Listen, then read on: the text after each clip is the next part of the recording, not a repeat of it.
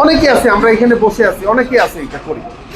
আমরা যদি একটু চিন্তা করি যে আমার সন্তানের জন্য আমি 3টা ড্রেস না কিনে 2টা ড্রেস কিনবো, আর একটা ড্রেস কিনবো আমার সুবিধা বঞ্চিত কোনো পরিবারের সন্তানকে দেওয়ার জন্য। আমার ঈদ হবে, আমার সন্তান যেমন ঈদের নতুন ড্রেস পরবে, ঠিক একইভাবে সেই সমাজের সুবিধা বঞ্চিত পরিবারের সেই সন্তানটি ঈদের নতুন ড্রেস পরবে। আমি অন্তত একটা বাচ্চার মুখে তো হাসি ফুটাতে পারবো, একটা পরিবারের মুখে তো হাসি ফুটাতে পারবো, এটাই আমার জন্য যথেষ্ট। এই চেষ্টাটা আমরা করতে পারবো না? আমি একটা পাঞ্জাবি কিনি 2000 টাকা দিয়ে, আমি যদি একটু চিন্তা করি যে না আমি এই ঈদে আমি পাঞ্জাবি কিনবো 1000 টাকা দিয়ে, বাকি 1000 টাকা দিয়ে আরেকটা পাঞ্জাবি কিনবো আরেকটা ভাইয়ের জন্য। যদি আমরা এইভাবে একটু চিন্তা করি, সবাই যদি একটু আগে আসি ভাই, আমাদের এই সমাজে কি অভাব অনটন এগুলো থাকবে? আমাদের এই প্রচলনটা শুরু করা দরকার।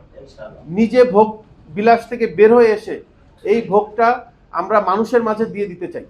আমরা যতটুকু দরকার আমার ততটুকু আমি করি, কিন্তু অতিরিক্ত যেটা আছে, আমার তো ভাই 5000 টাকার পাঞ্জাবি দিয়েও দিন যাবে, আবার 300 টাকার পাঞ্জাবি দিয়েও দিন চলে যাবে।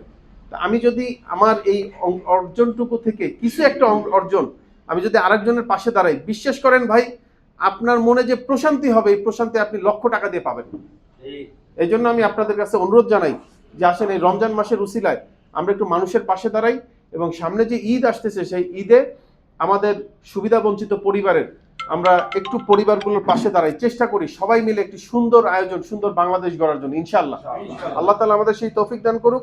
এবং একই সাথে আজকের এই ভাষা দিবসের যে আলোচনা, এই আলোচনার মূল শিক্ষা হয়েছে যদি কোনো অধিকার প্রতিষ্ঠা করতে হয়, যদি কোনো দাবি আদায় করতে হয়, তাহলে আমাকে আপনাকে রক্ত দিতে হবে, জীবন দিতে হবে।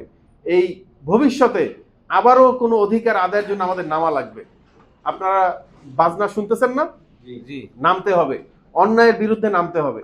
সুতরাং ওই সময় রক্ত এবং জীবন দেওয়ার জন্য আমরা স্লোগান দেই যে আমরা সবাই রাসূল সেনা, ভয় পাই না বুলেট বোমা।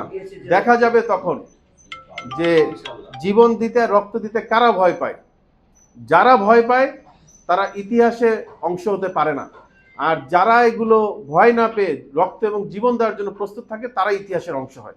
আল্লাহ তাআলা সেই সাহসী হিসেবে ভাষা আন্দোলনের যে শিক্ষা, সেই অধিকার আন্দোলনের অধিকার বাস্তবায়নের জন্য যে ত্যাগ, এই ত্যাগের শিক্ষায় আমরা যেন মহিমান্বিত হয়ে পরবর্তীতে যে আন্দোলনগুলো হবে বাংলাদেশের প্রেক্ষাপটে যে কোনো দাবি আদায়ের জন্য আমরা সবাই সর্বোচ্চভাবে সক্রিয় ভূমিকা পালন করবো ইনশাআল্লাহ।